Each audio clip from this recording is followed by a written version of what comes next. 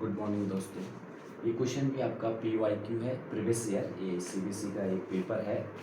तो previous year का question आया सेक्शन C में 3 नंबर पे। तो ये बुक का ही क्वेश्चन है, नॉर्मल क्वेश्चन है, आपका बुक से ही दिया गया है।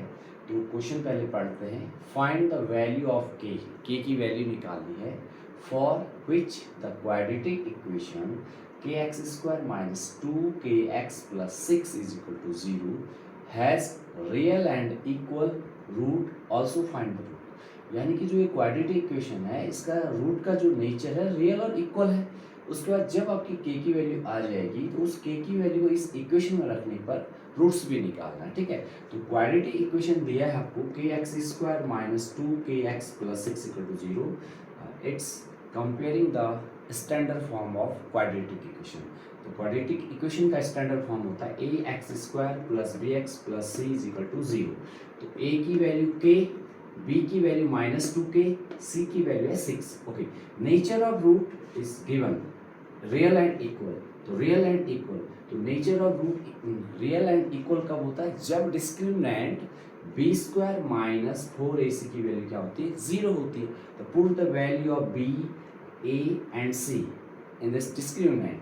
तो b माइनस 2k का होल स्क्वायर माइनस 4, a की वैल्यू है k एंड c की वैल्यू है 6। ओके, माइनस 2 का स्क्वायर 4 हो जाएगा, माइनस का स्क्वायर पॉजिटिव हो जाता है, 2 का स्क्वायर 4, k स्क्वायर का k स्क्वायर हो जाएगा, माइनस 6 4 जा 24k इज इक्वल टू 0।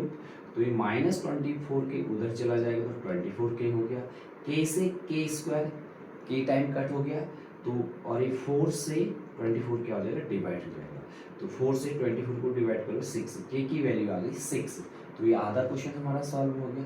अब इस k की वैल्यू को इसी क्वाड्रेटिक इक्वेशन पे रखना है। तो रखेंगे k की जगह पे 6 रखेंगे तो 6x² माइनस, k की जगह 2 रखेंगे तो एक वेरिएबल और एक कांस्टेंट नंबर को जब मल्टीप्लाई फॉर्म पे लिखा जाता है तो उसमें मल्टीप्लाई साइन क्या होता है? हिडन होता है।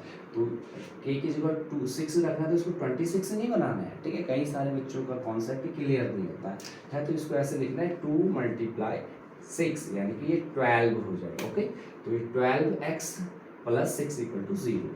अब इसको भी जर्नल फॉर्म से कंपेयर करना है क्वाड्रेटिक इक्वेशन का। a की जगह 6 हो गया, b की जगह -12, c की जगह पे 6 हो गया यूजिंग द क्वाड्रेटिक फॉर्मूला। अब इसका रूट निकाल, एक्चुअली रूट क्या था, ठीक है, क्या इक्वल और रियल रूट था। तो यूजिंग द क्वाड्रेटिक फार्मूला आपको लर्न होना चाहिए। x is equal to minus B plus minus root b² minus 4ac upon 2a।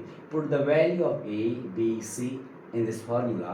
तो b इज 6, तो यहाँ पे साइन माइनस था तो -6 हो जाएगा, प्लस माइनस।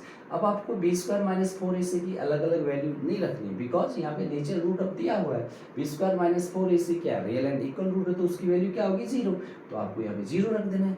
तो 0 का स्क्वायर रूट 0 होगा, 0 किसी नंबर में ऐड होगा तब भी कोई फर्क नहीं पड़ता है, 0 को सब्ट्रैक्ट करोगे तब भी कोई फर्क नहीं पड़ेगा। तो ये -6 अपॉन 2 मल्टीप्लाई ये 2 6 12, तो 6 1 जा 6, 6 2 जा 12। तो माइनस साइन है तो माइनस रहेगा, -1/2।